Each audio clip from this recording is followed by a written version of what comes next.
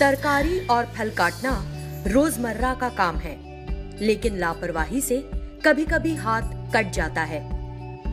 ऐसा आपके साथ या आसपास जरूर हुआ होगा। जब आपके साथ ऐसा हुआ, तब आपने क्या किया? अगर किसी तेज चीज से हम कट जाएं, तो इब्तिदाई तिब्बी इमदाद में क्या करें और क्या नहीं? कि हमें ऐसी सूरत में फौरन क्या करना चाहिए? Minor cuts, dos and don'ts. अगर जख्म इस तरह मामूली हो, तो हम खुद ही तिब्बी इमदाद लेकर जल्द ठीक हो सकते हैं। अगर कट जाए, तो अज़ू के इस हिस्से से खून बहने का सिलसिला शुरू हो जाता है। इसी को खून का बहाव कहते हैं।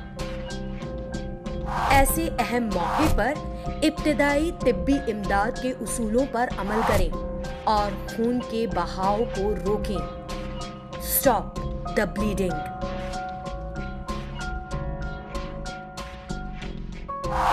इसके लिए सबसे पहले मरीज को एक जगह लिटा दें, रेस्ट।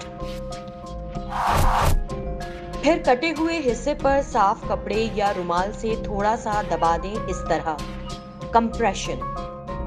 साथ ही खून का बहाव कम करने के लिए कटे हुए अज़ू के हिस्से को दिल की सतह से ऊंचा कर दें। इसको कहते हैं एलिवेशन देना। ऊपर उठाने के बाद भी थोड़ी देर दबाव बरकरार रखें। कुछ ही देर में खून आना बंद हो जाएगा। जख्म को साबुन और पानी से अच्छी तरह धोकर साफ करें।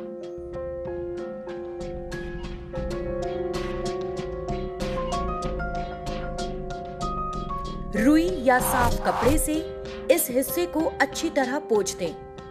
अगर जख्म मामूली है, तो खुला छोड़ सकते हैं।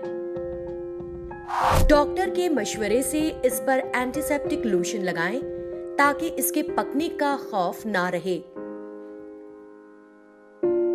कभी कभी जख्म की जगह को दबाए रखने से भी खून नहीं रुकता। कभी कभी जख्म इतना गहरा होता है कि टांके लगाना जरूरी हो जाता है। इस वक्त आप क्या करेंगे? पहले दिखाए गए तमाम मरहले उसी तरह अंजाम दें, लेकिन दबाकर खून के बहाव को रोकने के लिए साफ कपड़े का एक बड़ा टुकड़ा लें और इसको लपेटकर मोटा करें। पट्टी के रोल का इस्तेमाल भी कर सकते हैं। ऐसी चोट में ज्यादा देर तक दबाव बरकरार रखें। हो सके तो ग्लव्स का इस्तेमाल करें। खून के राब्ते में ना आए। जख्म को दिल की सतह से ऊपर उठाएं। अगर पहले लिया हुआ कपड़ा भीग जाए, तो इसको हटाए बगैर ही दूसरा कपड़ा जख्म पर रखें और दबाव बरकरार रखें। मरीज को डॉक्टर के पास ले जाने की कोशिश करें।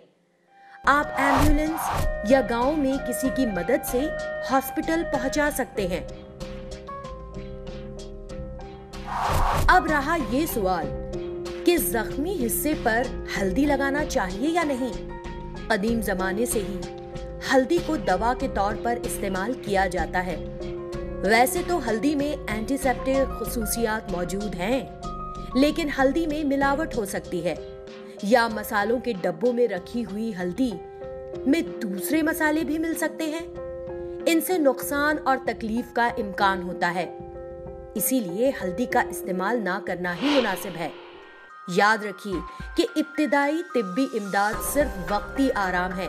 इसके बाद डॉक्टर से मुआयना जरूरी होता है। तो एक बार और देखते हैं कि कट जाने पर आप क्या करेंगे। कटे हुए हिस्से का मुआयना करें। साफ कपड़े से दबाकर खून को रोकने की कोशिश करें। खून के बहाव को रोकने के लिए जख्म के मुकाम को दिल की सतह से ऊंचा करें। खून रुकने पर जख्म को साबुन और साफ पानी से धोएं। जख्म अगर गहरा हो तो डॉक्टर के पास ले जाएं। अब आपके लिए 2 काम। आपके पास वो कौन सी जगह है जिससे कटने का खतरा है, और वो कौन से काम है जिनको करने से आपके जख्मी होने की तवक्को ज्यादा है। अपने आसपास नजर डालिए, सोचिए और फहरिस्त तैयार कीजिए। अगर आप घर में अकेले हो और खुदा न खास्ता आपका हाथ कट गया हो और खून बह रहा हो, तो बताइए आप क्या करेंगे? इस पर ड्रामा तैयार कीजिए, वीडियो बनाइए और हमारे साथ शेयर भी कीजिए। इब्तिदाई तिब्बी इमदाद सीखें, चौकन्ना रहें, होशियार रहें।